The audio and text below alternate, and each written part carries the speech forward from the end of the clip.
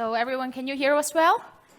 Great. So I am not Marcin nor Pedro, Nebojsa, I'm Omji, who will be moderating today's session. From Incode Cloud, your education community, I have an honor to asking a lot of different questions to these three amazing founders today about wallet infrastructure and also cross-chain communication. So before we diving into the topic, of course, we want to know a little bit more about our panelists. So each of you, can you introduce yourself a little bit and your projects, and also a little bit how it is related to this topic? Maybe we can start from Pedro. Hi. So my name is Pedro. I'm the founder of Wallet Connect Network and also director of the Wallet Connect Foundation.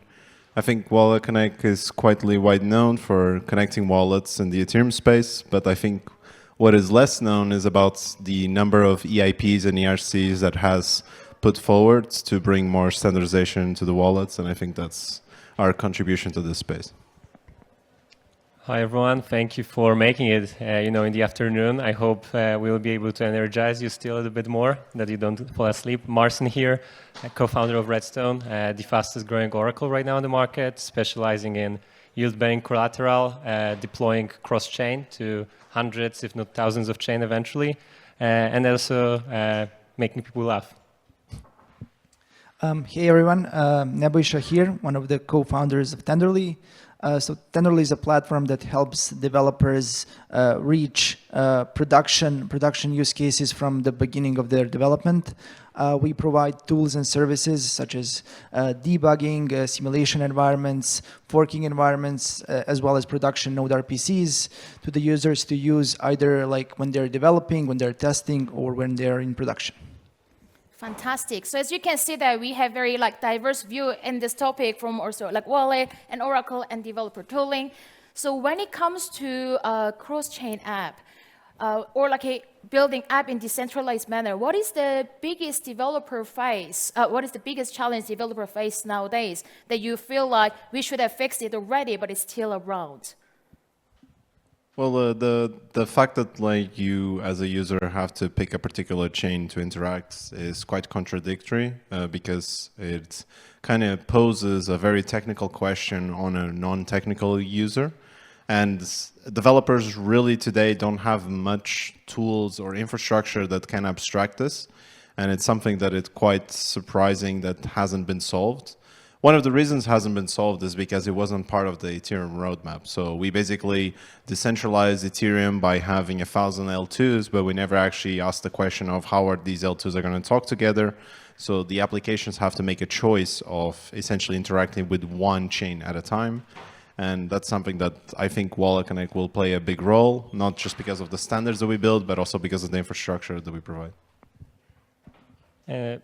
Agree on that, and we'll tap even more into what you finished with, so standards. I believe as a founder in crypto, it's very hard to accept a standard that a competitor imposed on the market. And you usually try very hard not to make it sound as a standard or people to use as a standard. But I believe in the long term, it's something that is just needed for newcomers to be comfortable, utilizing the technology. To give you an example that we took, a hard choice early in the days, there is Chainlink V3 aggregator. Chainlink is the biggest oracle on the market right now, has helped to bring DeFi as we know it to the market. And people are just familiar with this interface. And initially, we didn't provide it as an oracle. And then we said, look, if people are pretty familiar with that, not everyone yet, but majority, let's also use it and also offer stuff on top of that. So offer assets that Chainlink, for example, doesn't offer, or offer that standard on chains that Chainlink doesn't go to. So I would say as it is very challenging to accept these kind of standards, especially if they are uncomfortable for you, but then finding a way to go over it, and then ways to also collaborate at large to make sure that when a new developer comes in and sees an oracle and sees Chainlink V3 interface, is okay, this is a regular one. I don't even need the documentation to do that because it's widely accepted. There's another model of oracles, which is pool oracle, and Chainlink delivers that, but it's pretty handicapped. Redstone and PIF were the two oracles that created that, as the idea of delivering data directly to dApps, but there's no standard yet. So we are finding, let's say, to make sure that one of ours is going to be accepted. I will see how it's going to be rolled out. Yeah, for someone who is building these tools and services and this infrastructure to help developers basically not have to always choose which chain they want to use, this is something that we've definitely validated that it is a problem, and developers have been talking to us about these issues. And so the way we see it, it's like a problem on different sets of layers, and we cannot just attack one layer. We simply have to group everything one, and it's one big problem that we need to solve. Definitely with the rising number of L2s, cross-chain communications becomes bigger and bigger issues.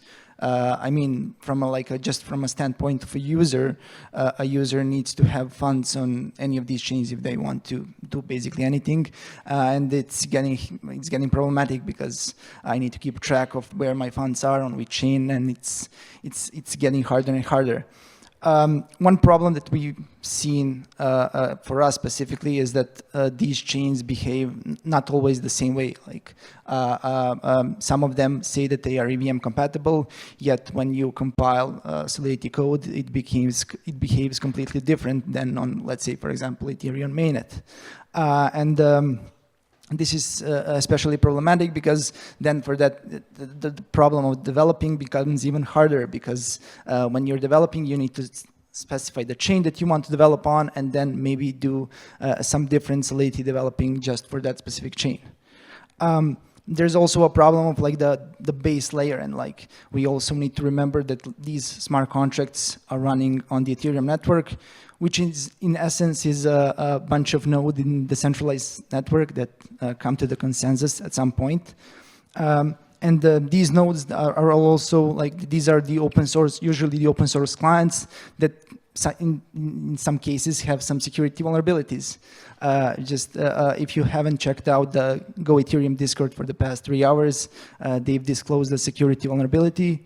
The patch is out, so if you're running Go Ethereum on Ethereum mainnet or any of other forked Geth nodes, be sure to update it ASAP because your node might be down.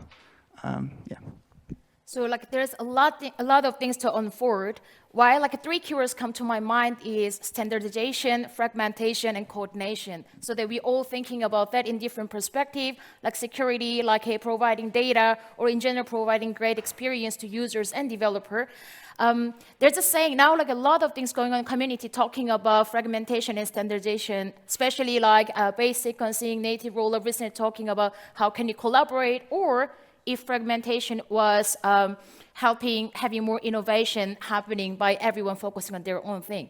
So I'm wondering your perspective here that standardization and fragmentation, if you need to choose one, just be very extreme, we need to standardize everything, or we need to let be things fragmented. What would you do, and why?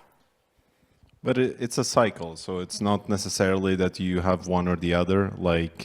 At one point, you don't know what you need to do. So if you have one central body just deciding these things, you don't really have as much experimentation. So that's just kind of how the Ethereum roadmap went, where everything was going to be a shard, and Ethereum Foundation was making decisions of how they're actually going to split execution. And this didn't create much incentive for anyone else to actually build shards or even contribute to these research projects because it wasn't really attractive.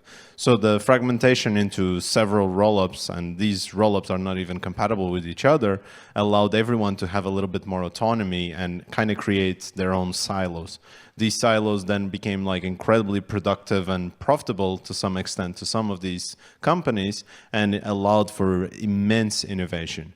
Now we've reached the point of this fragmentation is actually hurting each other, and now they're starting to go back into standardization, and then we will continue to do this cycle over and over again. And every time there's a new technological frontier that we cross, the fragmentation will start appearing, and then we standardize again, and it ossifies everything, we slow down, and it's really required that we do this feedback loop as fast as possible. The problem isn't necessarily that there is fragmentation, is the resistance that every cycle that we go into fragmentation, it gets harder and harder for people to let go power into standardization. Who remembers Plasma? Raise your hand. Yay, nice, quite a lot of people. I even saw a meme in DevConnect 2023, it was, right, in Istanbul. over there after like one of Vitalik posts or presentation, like Plasma is back, right? So it very much, okay, I'm going to tell a personal story. I have a couple of mind models that dictate how I operate, at least I try, because it makes it easier to take decisions and basically go through, life, career, and whatsoever. And one of them that I really like with my older brother is exploration versus exploitation in terms of cycles. Many times in your life, for example, when you're a student, you're exploring, right? You're looking into many different things. You're trying to understand what excites you, what turns you on, and like, where you really want to pursue your career or like any of the excitements. And the moment you catch something, then usually you try to go into the exploitation phase. It's similar with the company. When you're a startup at the early stage, then you're looking into many things, right, to catch the product market fit. But the moment you hit it, or the moment it's like truly getting traction, then you're very much focused on this one particular thing. And there are many other things that are shiny on the way, but you try to stick to the goal and try to achieve it. And then again, let it go and go into exploration again. And what you said, I just totally agree with. Yeah, totally agree as well. I mean, like, the only thing that I believe that we should all agree on is like what's the vision of the Ethereum, and then based on that, we usually fragment things. We know that we want to go after scaling. This is just the one of the biggest problems of the Ethereum. And if we just said, okay, scaling is there, let's standardize scaling, and we tried that with shards, Plasma, and so on, but it simply doesn't work. And but the approach that started from 2020 and 2021 with the rollups basically started the fragmentation of it, and now we sort of know the path to the scaling, and we should definitely look to standardize some of the things in the rollup space. Because it would then definitely like allow for like much more rollups to emerge, as well as help developers with the tooling that they can rely on, and that's stable. But then there's also like right now we also know that the amount of scaling that we have today is not sufficient enough. So we should then like also work on standardization of the current like scaling throughput that we have, but we should also fragment and see like, I don't know how 100,000 transaction on the Ethereum network would look like, and we have projects for these. There's Mega ETH, there's Mona, there's so many more. So I believe that like we should always try to fragment, but then also standardization should follow along once we know the path forward. So it seems like we all agree that like both were contributing to different aspects of like tech advancements. And now it comes down to the things like once I think one of you mentioned about Ethereum roadmap.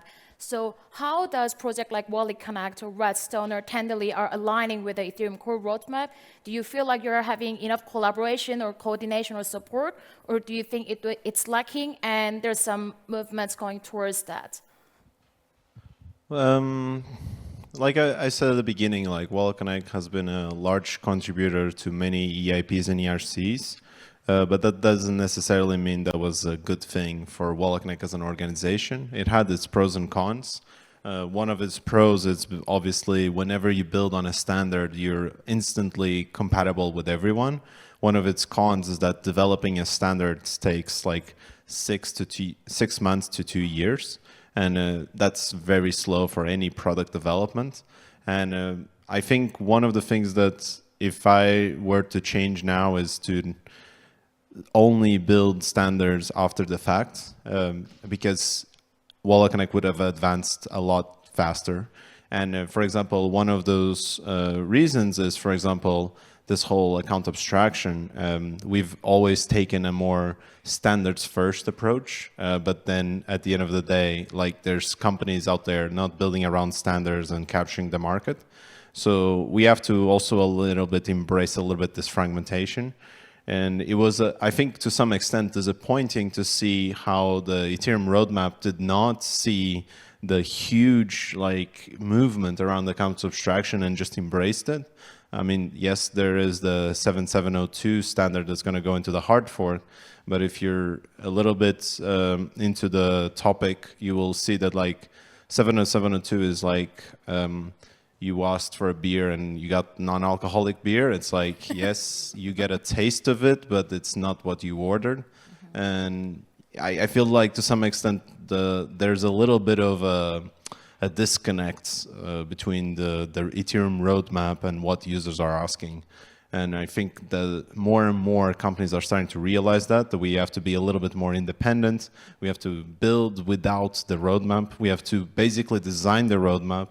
And for anyone who has followed like the discourse on Twitter in the last 2 weeks with the discontent around the Ethereum Foundation, I think that we should ask ourselves if we're discontent with the foundation or we're discontent with ourselves, that we did not take action, we did not take initiative, and we should have just be the leaders ourselves that we wanted, and replace the foundation if we wanted. And I think that's something that I want Wallet Connect to do more starting from now on. How many of those EIPs you need to get hammered? That's the question, and get pissed off. Well, with Redstone, when we were designing the system, we wanted to achieve one thing, scalability, and being able to support thousands of chains, unlimited number of assets, many ways of consuming the data, not only the push model, pull model, but we are experimenting with new ones. So specifically to the question, I'll be frank, we don't contribute hands-on that much to the Ethereum roadmap per se, let's say, a lot to the L2, let's say, expansion, because we are supporting almost every reasonable, let's say, L2, like the one that is widely known and accepted. EVM is another standard that we like a lot, especially when it's fully EVM, like in fact EVM, not like any queer keys that down the road, like, yeah, it's EVM 99%, but this 1% is breaking the whole system.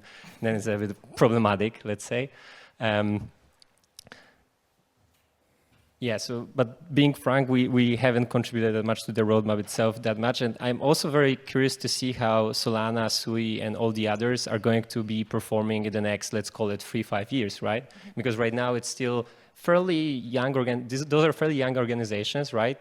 Solana, for what it's worth, went through a lot of shit that happened, right, with FTX. I'm pretty impressed. I know a lot of people from that ecosystem, and they suffered. They suffered a lot, and they sustained and keep on building and growing. But the coordination and vision problems are going to be there. So right now, people are saying, hey, Sui is more performant than Solana. So now the performance of Solana is not anymore like the vision, right? The vision of Ethereum was, as far as I understand it, like decentralization, right? Making sure that it's decentralized, making sure that it's like without any limits, without any authority, like governing it like hands-on, that the community can also like step up and say, hey, I don't like it, or take action. And then if enough people like support it, then go and execute that. So I believe only Bitcoin is the chain, the asset that is not going to suffer with that, because there's not that much that you can change, one, and two, it's been already accepted as the digital gold. So yeah, those are my 2 cents. Yeah, so yeah, Tenderly is integrated with, so Tenderly operates on a very low level, so we have like very tight integration to any of the EVM chains that we support.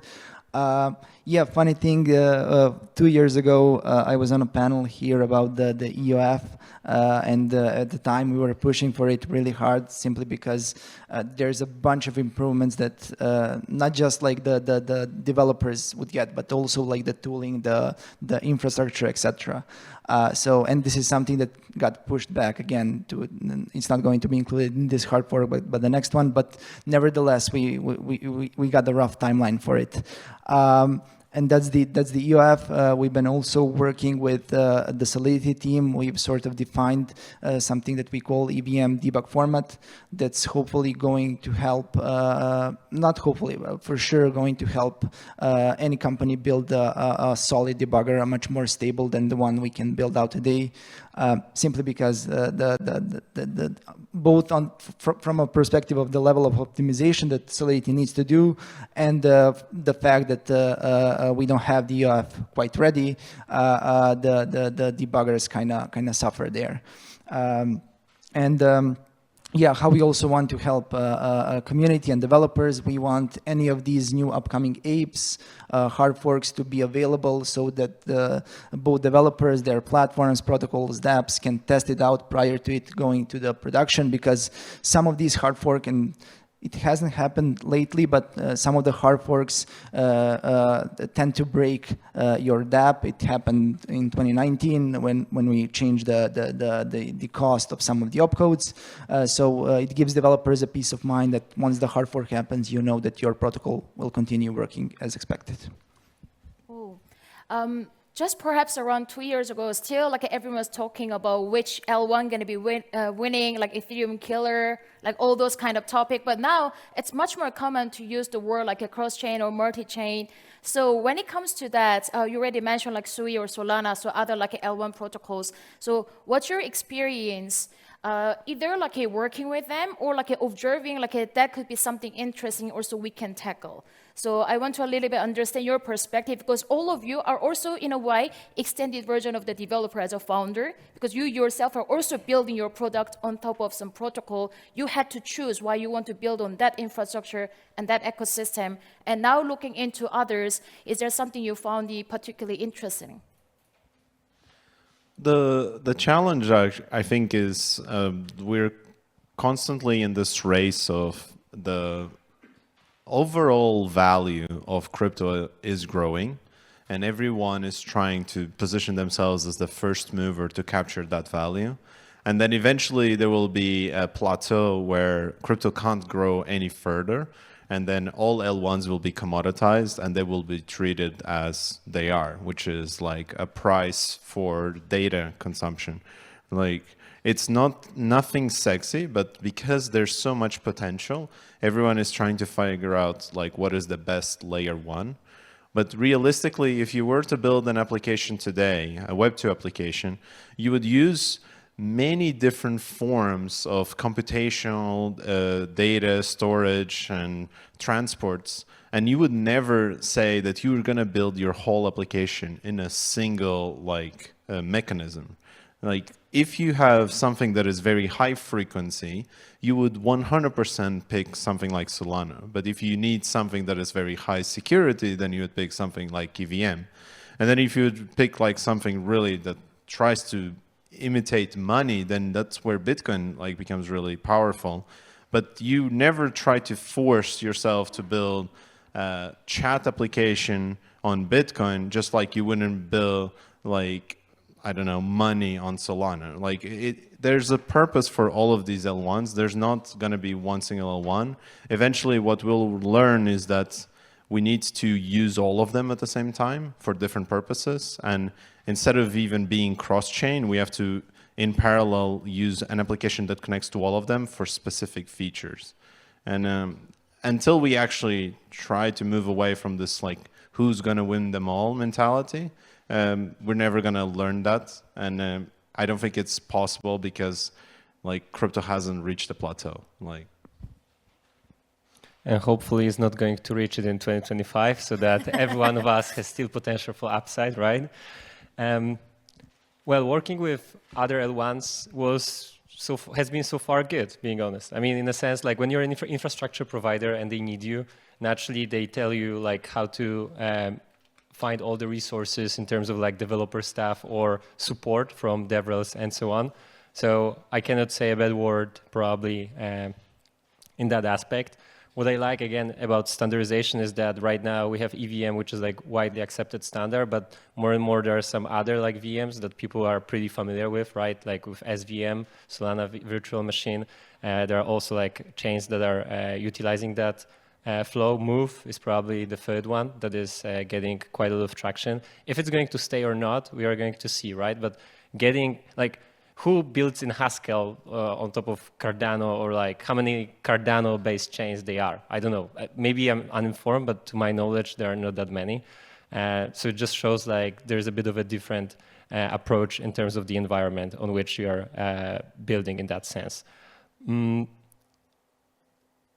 I believe we haven't reached the saturation point of L1s and L2s actually. To be honest, like here I will disagree. I mean, okay, you said that we haven't reached the plateau, but I believe the plateau is quite far ahead. The reason being the experience or the capabilities that those systems give us in contrast to centralized systems. The gap is so large still that there will be the killers, and there's that much capital on the market, so that many VCs or that many investors that want to fund brilliant and very brave founders to go into stuff that is technically impossible, but then it turns out maybe to some extent it is possible. Like, for example, to me, Mega Eve is a very interesting experiment. We'll see whether they're going to ship, in fact, such a performance. Okay, so for those that are not informed, or are not familiar, Mega Eve is going to try build an L2 on top of Ethereum that has one big computer. So centralized sequencer, one located. They want to collocate a lot of infrastructure next to there because the speed they're going for is below 100 milliseconds to my knowledge. So literally it's the amount of time that the location of the server matters a lot. And it's not even between, let's call it Singapore and Europe, it's between Singapore and Vietnam that matters for them, like almost below 1 millisecond. You know, I was talking before about Flash Boys, a story of guys who created fabric cable from Chicago to New Jersey to earn 4 milliseconds, from 17 milliseconds to 14 milliseconds execution. And I believe this is a perfect story that is going to be replicated more and more in crypto, especially around the DeFi use cases. I'm not talking about game. Yeah, the latency game. I mean, honestly, because that's where the money is, right? Like if you have advantage of speed, you can front run someone or sandwich attack or create like more efficient system. So ultimately, this is where things will be going. So I agree that there will be the plateau, but I strongly believe it's not like close to us. It's pretty farther ahead. Yeah, I agree with that. I believe that we're going to see more and more L1s in the future simply because, well, for a fact, we see like that. And I think there's also like the market is still there and we haven't captured like even like 1% of it. So I believe that like if we truly want to bring a lot of people and the majority of the people on chain, and there's a reason for it, if we're looking to transfer the financial system on chain, then simply we need people there because like people have financials that they want to store there. I don't believe that we're going to be seeing the plateau anytime soon. It's just that like these new emerging L1s are going to like either be like focused on like security or scalability. It's most likely going to be scalability nowadays because that's the problem that most people are trying to solve. And from a developer perspective, it's just like you're initially going to be choosing one or the other, but the company behind that L1 is going to try and solve the other part of it, and they don't go together. Like we've seen it. Like Solana had a big problem with the security, while on the other hand, Ethereum had big problems with scaling. And so it's just like I see it as like Android and Apple, like a similar thing. Like 10 years ago, in the end, in the next 10 years, they're going to reach the similar point. We're going to have security on Solana, and we're going to have scalability on the Ethereum network. So right now, like when people are choosing L1, it's just like what you need at that point. And then hopefully, like by the time you either scale or by the time you need scaling, the protocol will fix the other part. See, now I have a question to each of you, like in the respective of like your project, as the cross-chain, multi-chain application become more like coming, and then we all see that like, hey, this is going to be helping us in broader adoption. So in wallet kind of point of view, how do you envision the evolution of wallet in the next 5 years? Will we see a seamless multi-chain experience when users like don't need to worry about it using, and how we can also experience the developers? Yeah, so we actually have a prototype for this. We did a demo recently about it. And basically, the big change about it is that too many times the application is dependent on how the blockchain actually functions.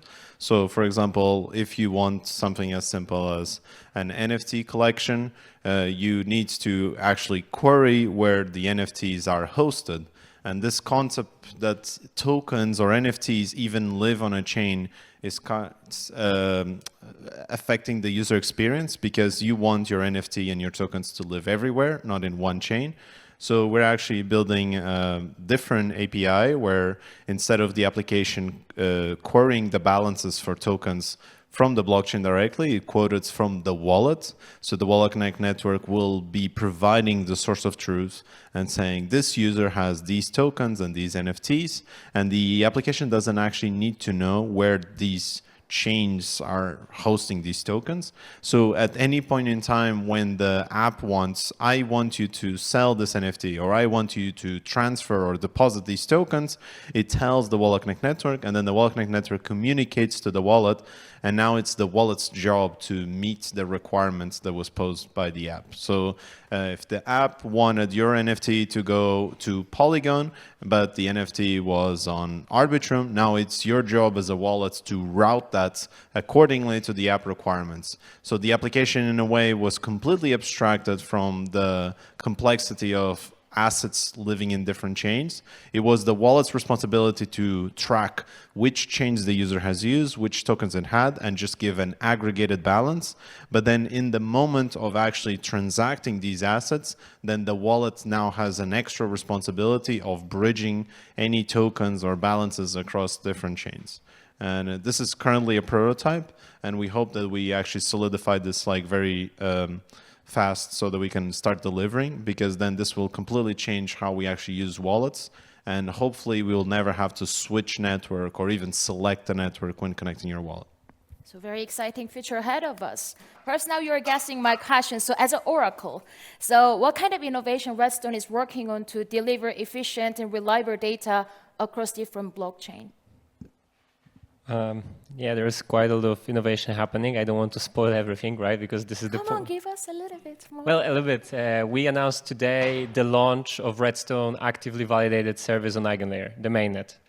We've been working on that for 10 months. We've been observing Eigenlayer team like going slowly from pre-mainnet, points mania, people putting like, I don't know, $15 billion into something that is not mainnet, and projects actively asking us as an oracle to create price feed for points so they can leverage points into lending markets like Morpho and so on, which is literally what probably would cause like a collapse. And I remember talking with Sriram, the founder of Eigenlayer, in March 24, April, and he was telling me, Marcin, do whatever you can so people don't do it. Like, this is the one single thing that can overheat the system, and because it was pre-mainnet even, right? So that was just crazy idea. People were too excited probably about it, but I've seen Eigenlayer going step by step into the mainnet, then each epoch and each milestone being delivered. Now slashing, at least to my knowledge, is not on mainnet like fully yet, so it is still to come. But we've already announced it today and are happy to cooperate. And I believe restaking in the long term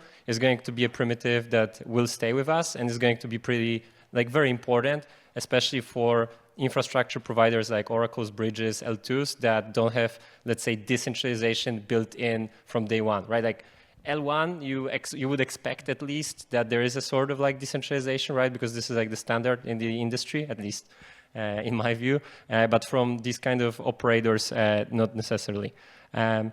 Super quick oracles. So there's a reason I talk about this Flash Boys, because to me it's like, hey, this is where the industry is going to go to. If you're going to do DeFi, you need to probably replicate the cycle that happened in traditional finance. It wasn't the case that in 80s or 90s they already created this kind of cables. It happened in 2008, 9, as far as I remember. So we talk with Mega, Eve, Mona, those that push the frontier of efficiency to the absolute maximum. And we are very deep into Bitcoin yield and Bitcoin ecosystem. So L2 is on top of Bitcoin, Babylon, so Bitcoin staking, these kind of applications. But maybe also 2 cents to the previous question. I really hope and keep my fingers crossed that 25 and 26 are going to be years of distribution. So we are going to see more players that are having heavy distribution, not caring about the technology that much anymore. So accepting, I don't know, OP Stack or SVM, whatever is already on the market, and just trying to bring a lot of new users. I see guys from WorldCoin, for example, on the over here on the conference. So for them, like WorldChain has like unfair advantage of onboarding real users, right? Like not the bot farmers. I don't know whether you guys followed on Twitter Brian Peregrino from Layer Zero, like his crusade against the farmers from China that were trying to get the Layer Zero airdrop. That was very interesting. And here you have the opportunity to get like real human beings like interacting on chain. Another one is Sonium. So Sony launched also an L2 that has a potential, in my opinion, in Japan. It's working very closely with team from Astar that back in the days was big in that region. And I believe there will be more and more these kind of players that already have a big distribution and they just pick a technology and try to implement that and put into scale. And we are going to see what Trump administration is going to use for their Trump chain or whatever it is going to be. Cool. So I'm so looking forward to see like more distribution happening. And then a little bit shaking the perspective. So from Tenderly point of view, so when people are building like app on top of protocol, either they focus on scalability or they focus on like speed, like scalability or like security. Still, debugging and monitoring smart contracts in production is challenge, and you are helping them. Do you see any more like challenges because cross-chain is actually complex problem to solve, or do you think actually it can ease up by people trying to working on standardization? How do you envision what's coming in next 2 to 3 years? And what's the role Tenderly is trying to play? Yeah, that's a good question. So the cross chain is, I would say, still very complex today. How we help developers and in the end how they help end users is usually by doing the simulation and understanding what's going to happen once you send a transaction on one chain, what's the outcome on the other chain. That's definitely one thing, and that's what's happening usually in these wallets, for example. But then also during the development, what we've seen people are very interested in is forking two chains, and then when they're building bridges, ensuring that funds transfer safely, that everything is working correctly, and that there are known issues. The problem there is that I mentioned before in the standardization topic that these chains don't always behave the same way. Yes, they say they are EVM compatible, but they don't execute the same code usually. So what we do is when we are forking specific chain, we basically fork and use their version of the EVM. So developers have peace of mind knowing that things that happened on these forks, on these private virtual environments, are going to, the same thing is going to happen on these production chains as well. And also, like for the cross-chain thing, like Tenderly has had like a multi-network sort of vision of, and it's been a way of ours. It's always been in back of our minds when we approach building Tenderly to be a multi-chain version. The world is going to be a multi-network version. From the moment we started building it, we knew that we need to set up APIs so that people are going to be able to query all of these chains that we support. So today we have a way for basically anybody to query balances, ERC20 tokens, not just for one chain, but for all of them, and also be able to explore specific addresses across all the chains that we support. So we really want to empower users to build in a cross-chain world. Cool. So given that our time is almost up, I'd like to ask each of you giving one advice as a founder and core contributor to Ethereum ecosystem. If someone wants to taking a similar challenge as you, like wallet, infrastructure, cross-chain, what would be your advice to someone who is trying to look for problem to solve? For me, I think what has been very helpful is the moment in around 2019, I looked at Wallet Connect and I thought that its growth, while it has been quite substantial, it was still too siloed to be Ethereum only. And then I challenged myself to build Wallet Connect that would work with any chain. And that completely revolutionized the design of Wallet Connect and pretty much the future of Wallet Connect. Now, Wallet Connect is across like more than 20 L1s and across like even more L2s. And it only took as simple to think, what if your products or infrastructure or SDK or wallet, whatever you're building, had to work in two completely different L1s? What would it be required for you to change? And your first instinct would be like, you have to change everything. But then you realize that like these differences between L1s are so small that you actually don't have to change that much. And then you end up building not only a more resilient product, because now you're not dependent on a single L1, but you actually captured a much bigger audience.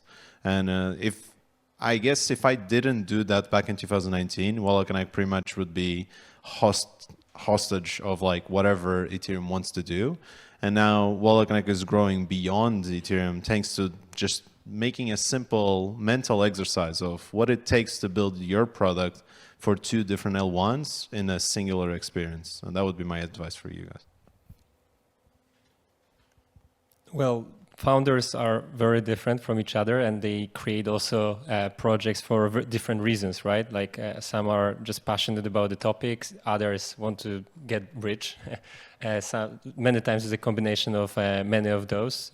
Some are very technical, like probably my co-speakers over here. Some are less technical, like myself. I don't code daily basis, but I love looking at charts and architecture and trying to understand like how to connect the dots and how to also try to be the bridge between the like regular users and regular people and the developers themselves.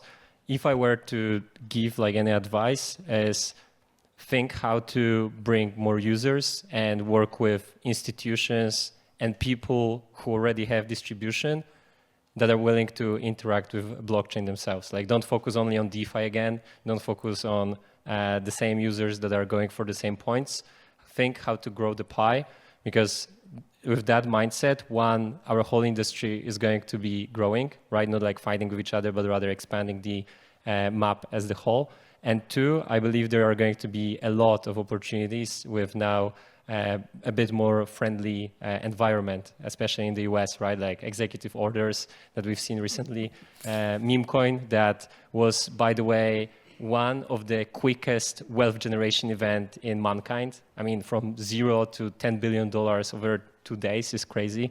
Whether it's good or not, I leave it to you, right? I have my opinion, but it happened.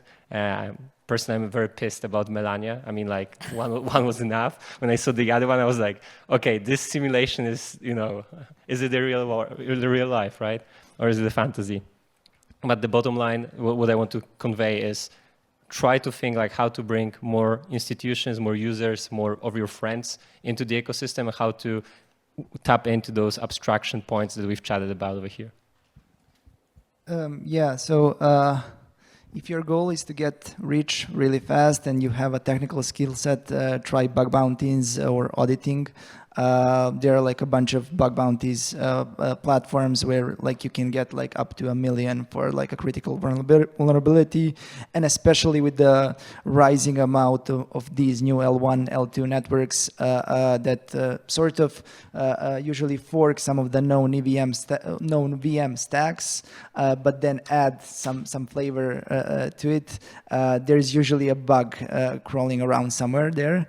For a more long-term thing, I would say definitely watch out for like what's new in the Ethereum ecosystem. So I believe we're sort of figuring out scaling, but then the user experience in the Ethereum ecosystem is pretty bad.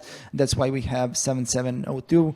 It's not ideal, but it moves the needle in some direction. So definitely Ethereum is on hunt for like they want to adopt. They want the mass adoption of the Ethereum network, and that's definitely something that I believe is going to allow for a couple of companies to build out startups around it. And then, as Marcin mentioned, definitely look out for the institutions. So we're seeing Sony entering the game. So it's a big conglomerate, and they want to go on chain. Last year or the year before that, Coinbase built out the base rollup. So definitely institutions are going on chain, and they want to utilize the open network into leveraging and making more for their users. So yeah. Fantastic. So like, of course, while we enjoy like anything bring attention to whole ecosystem such as like meme coin, but also I'm really glad that you pointed out we can make money without actually just like a trading meme coin, but handle the bug bounty, building a like worthwhile ecosystem, which can change the whole fundamental thesis of how to build an app on top of decentralized rail. So I'm very excited that we had this panel discussion with 3 amazing founders. Perhaps if you're a developer building an app, this is maybe 3 services you're gonna look into and use the most. So please like give applause to our panelists and let's stay in touch.